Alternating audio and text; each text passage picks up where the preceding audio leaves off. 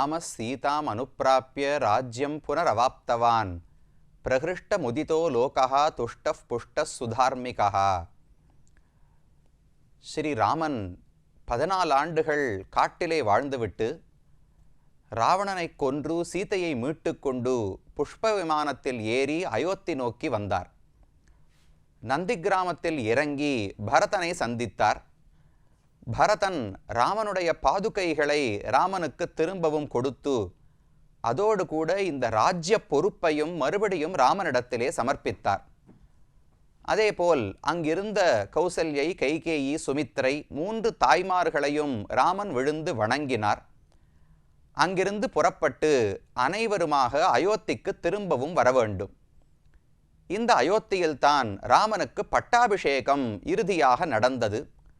முதலில் தசரதன் இருக்கும் பொழுதே ராமனுக்கு பட்டாபிஷேகம் செய்ய வேண்டும் என்று நாள் குறித்தார் வசிஷ்டர்.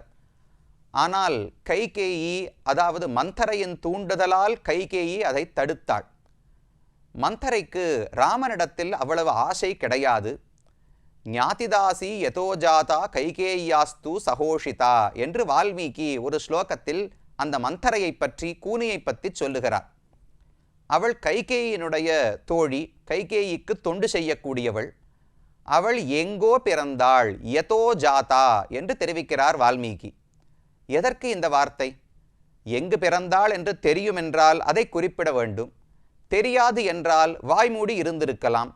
எங்கேயோ பிறந்தவள் என்று வால்மீகி குறிப்பிடுகிறார். அதற்கு ஒரு பொருள் உள்ளது. அவள் அயோத்தியில் பிறந்திருந்தால் ஒரு நாளும் ராமனுக்கு இதை போல் தீங்கு நினைத்திருக்க மாட்டாள். ஊர் மக்களைப் போல் அவளுக்கும் ராமனிடத்தில் அளவு கடந்த அன்பு இருந்திருக்கும். அவளோ அயோத்தியில் பிறக்கவில்லை, எங்கேயோ பிறந்துவிட்டு இங்கு வந்து சேர்ந்தபடியால் தான் ராமனுக்கு இப்பேற்பட்ட தீங்கை அவளால் நினைக்க முடிந்தது என்று வால்மீகி கூறுகிறார். அது இந்த ஊருக்கு இருக்கக்கூடிய பெருமை. அயோத்தியா என்கிற நகரத்திலே ஒருவர் பிறந்திருந்தாலே ராமபக்தி இல்லாமல் அவர்கள் இருக்க மாட்டார்களாம். யச்ச ராமம் ந பஷ்யேத்து எஞ்ச ராமோ ந பஷ்யதி ச பவேன் நிந்திதோலோகே ஸ்வாத்மாப்யேனம் விகர்ஹதே என்று வால்மீகி தெரிவிக்கிறார். ஒரு நாள் அந்த ஊர் மக்கள் ராமனை காண முடியாமல் போனால், ஐயோ நான் இன்னைக்கு வாழ்க்கையே வீணாக கழித்து விட்டேனே என்று தன்னையே தாங்கள் நொந்து கொள்வார்களாம். அப்படி பக்தியோடு இருந்த மக்கள் எல்லாம் ராமனுடைய வருகைக்காக ஆவலாக காத்திருந்தார்கள். பரத்வாஜ ரிஷியினுடைய அனுகிரகத்தாலே ராமன் வந்து இறங்கின நந்தி கிராமத்திலிருந்து அயோத்திக்கு செல்லும் பாதை முழுக்க எல்லா மரங்களிலும் புஷ்பங்கள் நிறைந்திருந்தன, காய்கனிகள் நிறைந்திருந்தன, நதிகளிலெல்லாம் முழுமையாக தண்ணீர் ஓடிக்கொண்டிருந்தது. அது பூக்க வேண்டிய காலமாக இல்லாமல் இருக்கலாம், பழுக்க வேண்டிய காலமே இல்லாமல் இருக்கலாம். ஆனால் ராமன் வந்துவிட்டான் என்கிற ஆனந்தம் மக்களுக்கு மட்டும் அல்ல, அங்கிருந்த நாய், பூனை, குதிரை, கழுதை எல்லாம் ஆனந்தப்பட்டதாம். மரங்களுக்கு கூட ஆனந்தம். அதனால ஊரே பூத்து குலுங்கியது என்று வால்மீகி தெரிவிக்கிறார். அப்படி ராமன் வந்து நந்தி கிராமத்திலே இறங்கினவர் அங்கு தன்னுடைய சடைமுடியெல்லாம் கழித்துவிட்டு மறுபடியும் குளித்து நல்ல பட்டு ஆடைகளை உடுத்தி கொண்டு பெரிய தேரிலே ஏறிக்கொண்டு ஊருக்குள்ள வருகிறார். இனி பட்டாபிஷேகம் செய்ய வேண்டுமே, இனி நேரம் கடத்தக்கூடாது. இந்த அயோத்தி பட்டணத்தில்தான் ராமன் சீதையோடு கூட பட்டாபிஷேகம் செய்து அரை அணையிலே அமர்த்தி வைக்கப்பட்டான். அந்த சரித்திரத்தை தான் இன்றைக்கு நாம் பார்க்க போகிறோம். ராம ஜன்மபூமியிலே புதிதான கோவில் கட்டப்பட்டிருக்கிறதுன்னு சொன்னேன். அதனுடைய முதல் தளத்திலே ராம் லல்லா என்று 5 வயது குழந்தையாக ராமனை தரிசித்துக் கொள்ளுகிறோம். மூலவராக சின்ன வடிவத்தில் கையில ஒரு வெண்ணையை பிடித்து கொண்டு தவழும் கோலத்திலே ராம் லல்லா விராஜ்மான் என்கிற பழைய உற்சவ விக்கிரகத்தையும் தரிசித்துக் கொண்டோம். இதெல்லாம் முதல் தளத்திலே இருக்கக்கூடியது. இதே இடத்தில், இதே கோவிலில் அடுத்த மேல் தளத்துக்கு வந்தோம் என்றால் அங்குதான் ராம் தர்பார் என்று அழைக்கப்படுகிற ஒரு பெரிய இடம் இருக்கிறது. அதற்குள்ள பல மண்டபங்களாக பிரித்திருக்கிறார்கள். ராம் தர்பார் ஒரே இடமாக இருந்தாலும் அதற்குள்ளேயே பல உட்பிரிவுகளோடு ஒரு இடத்துல யாரெல்லாம் பிரார்த்தனை செய்ய வேண்டுமோ அதற்கான ஒரு தர்பார் அப்படி பிரித்து வைத்திருக்கிறார்கள். ராம பட்டாபிஷேகத்தை அப்படியே அந்த சிற்ப வடிவத்தில் ஏற்படுத்தி வைத்திருக்கிறார்கள். மொத்தம் இந்த இடத்துல 5 மண்டபங்கள் இருக்கின்றன. நிருத்ய மண்டபம், ரங்க மண்டபம், சபா மண்டபம், பிரார்த்தனா மண்டபம், கீர்த்தன மண்டபம் என்று 5 மண்டபங்கள், நாட்டிய நாடகங்கள் இசை கச்சேரி நடக்கிறதுக்காக ஒரு மண்டபம், அதுக்கு மேல ரங்கம் எல்லாம் இசை கச்சேரிகள் எல்லாம் நடப்பதற்கு மற்றொன்று, சபா மண்டபம் ராமன் வந்தவர்களை பார்த்து பெரியோர்களை பார்த்து அனுப்பி வைப்பதற்கு ஒரு மண்டபம், பிரார்த்தனா எளிய மக்கள் வந்து ராமனை சந்தித்து, ஒரு அரசன் தானே, அரசன் எளிய மக்களையும் தரிசிக்க வேண்டும், நாட்டிய நாடகங்களையும் பார்க்க வேண்டும், மற்ற அரசர்களையும் சந்திக்க வேண்டும், இப்படி ஒவ்வொன்றுத்துக்கும் ஒவ்வொரு மண்டபம். கடைசியில கீர்த்தனம், ராமனுடைய நாமங்களை ஓயாமல் பாடி, ராம ராம ஒரு தடவை சொன்னாலே 1000 நாமங்களையே சொன்னதற்கு சமமாகும். ஸ்ரீராம ராம ராமேதி ரமே ராமே மனோரமே சஹஸ்ரநாம தத்துல்யம்னு சொல்றோம் இல்லையோ, அப்படி ராமநாமத்தை பாடிக்கொண்டே இருப்பதற்காக கீர்த்தன மண்டபம் என்று 5 மண்டபங்கள் ஏற்படுத்தப்பட்டுள்ளன மேல் தளத்தில். அந்த மேல் தளத்தில் தான் ராமனுடைய பட்டாபிஷேக திருக்கோலம் அப்படியே சிற்ப வடிவத்தில் வடிக்கப்பட்டுள்ளது.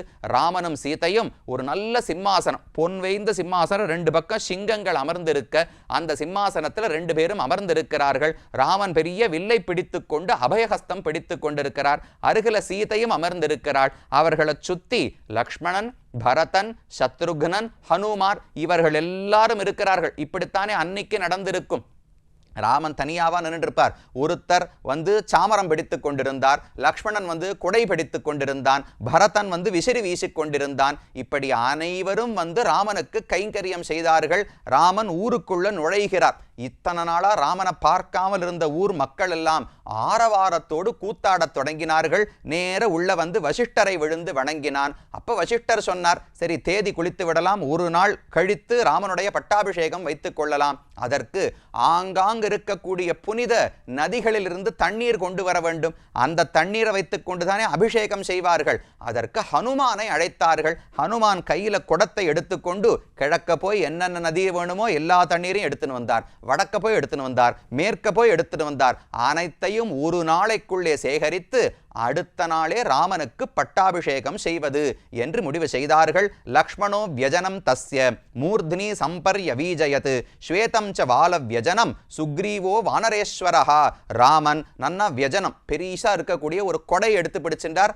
ஆலவட்டத்தை எடுத்து பிடித்து கொண்டார். சுக்ரீவன் சாமரத்தை பிடித்து கொண்டான். இன்னொரு பக்கம் விபீஷணனும் வந்து அவனும் தொண்டு செய்ய தொடங்கினான். இப்படி அனைவரும் புடைசூட ராமன் வந்து நின்னார். ததஸ்ஸ பிரயதோ விருத்தः வசிஷ்டோ பிராமணை சக ராமம் ரத்னமயே பீഠே சகசீதம் ன்யவேஷயத்.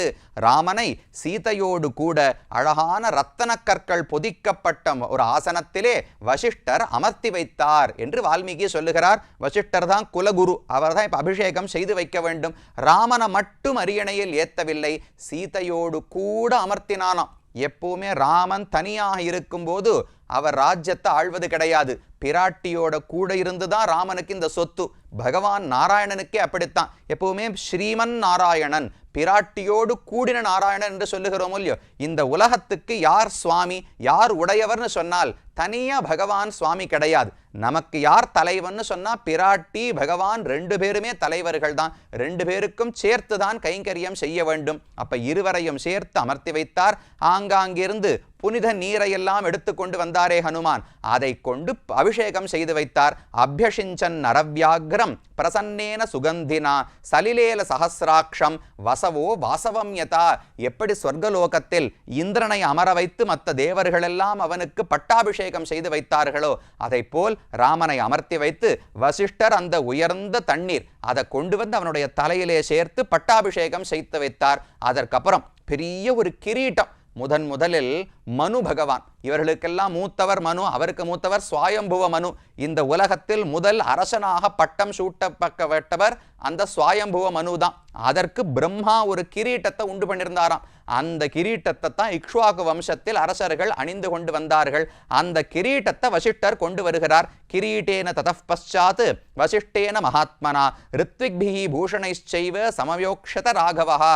ராமனுக்கும் சீதைக்கும் அத்தனை ஆபரணங்களையும் பூட்டி வைத்தார்கள். ராமனுடைய தலையிலே எடுத்து கிரீட்டத்தையும் வைத்து, ராமன்தான் இந்த உலகத்துக்கே சுவாமி, இந்த அயோத்திக்கு கோசல தேசத்துக்கு மட்டும் அல்ல, இந்த உலகத்துக்கே ராமன்தான் உடையவன், அவனுடைய சொத்துதான் நாம் அனைத்தும் என்பதை நிலைநாட்டுவதற்காக பட்டாபிஷேகம் நடத்தி வைக்கப்பட்டது.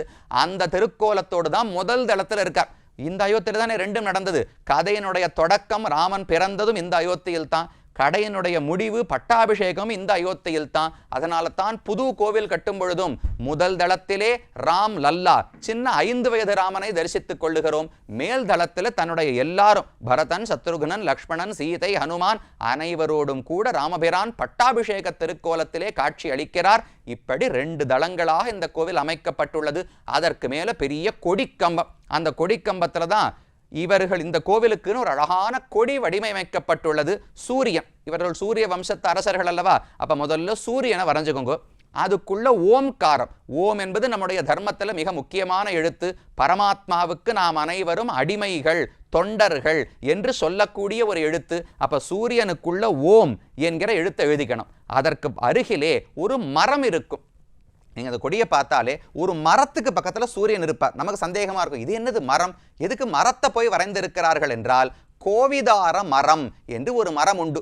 அதாவது நாம் இந்த காலத்தில் சொல்லும் பொழுது மந்தாரம் அப்படின்னு சொல்கிறோமோ இல்லையோ, இந்த மந்தார இலையெல்லாம் வருது, அந்த மந்தார மரத்துக்குத்தான் கோவிதார மரம்னு பெயர். இக்ஷ்வாக்கு வம்சத்தவர்களுக்கு எது லட்சணம், அவர்களுடைய கொடி எதுன்னு ஒவ்வொருத்தருக்கு ஒரு கொடி இருக்குமோ இல்லையோ. இப்போ பகவான் நாராயணனுக்கு கருட கொடின்னு சொல்கிறோம். அதை போல் ஒவ்வொருத்தருக்கு ஒவ்வொரு கொடி சின்னம் இருக்கும். இப்போ சோழர்கள்னு சொன்னால் புலிக்கொடின்னு சொல்கிறோம், பாண்டியர்கள்னு சொன்னால் மீன் கொடின்னு சொல்கிறோமோ இல்லையோ. அதை போல் அயோத்தி ராஜாக்களுக்கெல்லாம் கோவிதார மரம், மந்தார மரம் தான் அவர்களுக்கு அடையாளம். அதனால் அந்த மரத்தையும் வரைந்து அருகில சூரியன், அவருக்குள்ள ஓம்காரம், இதுதான் சித்திரத்திலே கொடியிலே பறக்க விடப்படுகிறது. தினமும் அந்த கோவிலுக்கு மேல பெரிய கொடி பறந்து கொண்டிருக்கும். அது ஏற்பட்டது 2025. 2024லேயே முதல்ல கோவில் சம்பரோக்ஷணம் நடந்து ராமனை சேவிக்க தொடங்கிவிட்டோம். மற்ற சுத்தி உள்ள பணிகள், எத்தனை கோபுரங்கள், எத்தனை மண்டபங்கள் அமைக்க வேண்டும், கிட்டத்தட்ட ஒரு 30 மண்டபங்கள், சின்ன சின்ன ஹனுமானுக்கு ஒரு சன்னதி, அன்னபூரணிக்கு ஒரு சன்னதி, இதை போல பல சன்னதிகள், பழங்காலத்து சன்னதிகள். இதெல்லாம் முன்னாடி கோவில் இருக்கும்போது இங்கிருந்தனமாம். சீதையினுடைய ஒரு கிணறு, ஒரு குளம் இருக்கிறது. இந்த ஊருக்குள்ள ஜன்மபூமிக்குள்ளேயே சீதையினுடைய ஒரு கிணறு இருக்கிறது. அங்கிருந்து தான் தண்ணீர் எடுத்து சீதை சமையல் செய்வாளாம். அது அனைத்தையும் திரும்பவும் அமைத்து பெரிய ஒரு இடமாக இந்த தற்போதைய கோவிலை அமைத்திருக்கிறார்கள். அந்த கோவிலிலே ராமலல்லா முதல் தளத்திலே சேவை சாதிக்கிறார். 2வது தளத்திலே பட்டாபிஷேக ராமனை தரிசித்துக் கொண்டோம். அவனுக்கு அனைவரும் தொண்டு செய்தார்களே, அதை போல நாமும் செய்ய வேண்டும். ராமனை குழந்தையா பார்த்தா அப்ப ஆனந்தத்துக்காக, இன்பத்துக்காக ராமன், ராமனை அரசனாக பார்த்தால் நம்மை வழிநடத்துவதற்காக ராமன்னு புரிந்து கொள்ள வேண்டும். அந்த பட்டாபிஷேக திருக்கோலத்தை கம்பர் வர்ணிக்கிறார். அரியணை அனுமன் தாங்க, அங்கதன் உடைவாளேந்த, பரதன் வெண்குடை கவிக்க, இருவரும் கவரி பற்ற, விரைசரி கமலத்தாள் சேர் வெண்ணையூர் சடையன் தங்கள், மரபுளோர் கொடுக்க வாங்கி வசிஷ்டனே புனைந்தான் மௌலி. மற்ற எல்லாரும் சுத்தி இருக்கும்போது வசிஷ்டன் அந்த கிரீட்டத்தை எடுத்து ராமன் தலையிலே வைத்தான் என்று கம்பரும் பாடுகிறார், வசிஷ்ட வால்மீகியும் பாடுகிறார். அந்த பெரிய வைபவம் நடந்த இடமே இந்த அயோத்திப்பதிதான். அதற்கு சான்றாக பட்டாபிஷேக ராமனையும் இந்த கோவிலிலே தரிசித்துக் கொண்டோம். அந்த சமயத்தில் தான் விபீஷணனுக்கு ஒரு பரிசு கொடுக்கணும் இல்லையோ. ஆங்காங்கிருந்து பெரிய அரசர்கள் எல்லாம் பட்டாபிஷேகம் காண வந்திருந்தார்கள். அவர்கள் புறப்பட்டு போகும்போது பரிசு கொடுத்து அனுப்ப வேண்டாமா? இந்த காலத்தில் கொடுக்குறோமே, வெட்டிங் நடக்கிறது, கல்யாணம் நடக்கிறது, கல்யாணத்துக்கு நாமெல்லாம் பரிசு வாங்கிட்டு போய் தம்பதிகளுக்கு கொடுப்போம். நாம புறப்படும் போது நம்ம கையில ஒரு கிஃப்ட் கொடுத்து அனுப்பிச்சுடுறா பாருங்க. இதை நாம ஆரம்பிக்கல, ராமனே ஆரம்பித்து வைத்தார். தான் ஆராதித்த பெருமாள் ரங்கநாதன், ஜெகநாதன், நாராயணன் என்ற அந்த பெருமாளுக்கு பெயர். அந்த பெருமானையே எடுத்து விபீஷணிடத்துல கொடுத்து, இதுதான் இக்ஷ்வாக்கு குலத்துக்கே தெய்வமான பெருமான், இந்த பெருமானை நீ வைத்து ஆராதனம் செய்து கொண்டிரு. தம்பிக்கு அண்ணாதானே பெருமாளை கொடுக்கணும். தம்பிக்கு ராஜாவாக்கியாச்சு விபீஷணனை, அவனுக்கு ஆராதனத்துக்கு பெருமாள் யாரை கொடுக்கிறது? அவன் எப்ப தம்பின்னு ராமன் சொன்னாரோ அப்ப இக்ஷ்வாக்கு வம்சத்தில் ஒன்றாக ஆகிவிட்டான். அப்ப எங்களுடைய பெருமாளை விபீஷணனுக்கு கொடுக்கிறேன்னு ராமன் கொடுத்தாராம். அவரைத்தான் லங்கைக்கு சுமந்து கொண்டு போகும்பொழுது நடுவிலே ஸ்ரீரங்கத்திலே பகவான் இறங்கினார். அன்றிலிருந்து இன்று வரை திருவரங்கநாதனாக நமக்கும் காட்சி கொடுக்கிறார். இதெல்லாம் நடந்தது ராமாயண காலத்திலே, இந்த ஜன்மபூமி இருக்கும் இடத்தில் தான் நடந்தது. இத்தனை பெருமைகளோடு ஜன்மபூமி கோவில் இன்றைக்கு புதிதாக அமைக்கப்பட்டு ராமன் காட்சி கொடுக்கிறார். இன்னும் எத்தனை யுகங்கள் கழிந்தாலும், எத்தனை வரை இந்த உலகமே படைக்கப்பட்டாலும் அயோத்தியினுடைய பெருமைக்கு நிகரான ஒரு ஊர் இருக்க முடியாது. அப்படி ராமன் ஆண்ட ஊர், மக்கள் ராமனே உயிர் என்று இருந்த ஊர். அப்படிப்பட்ட ஊரை தரிசிக்கும் பாக்கியத்தையும் பெற்றோம். இன்னும் ஒரு 2 இடங்கள் மட்டும் சேவிக்கணும். ராமன் மறுபடியும் வைகுந்தத்துக்கு புறப்பட்டு போக வேண்டுமே, அந்த கதையையும் பார்த்து அது நடந்த இடத்தையும் வரும் பகுதிகளிலே தரிசிக்கலாம்.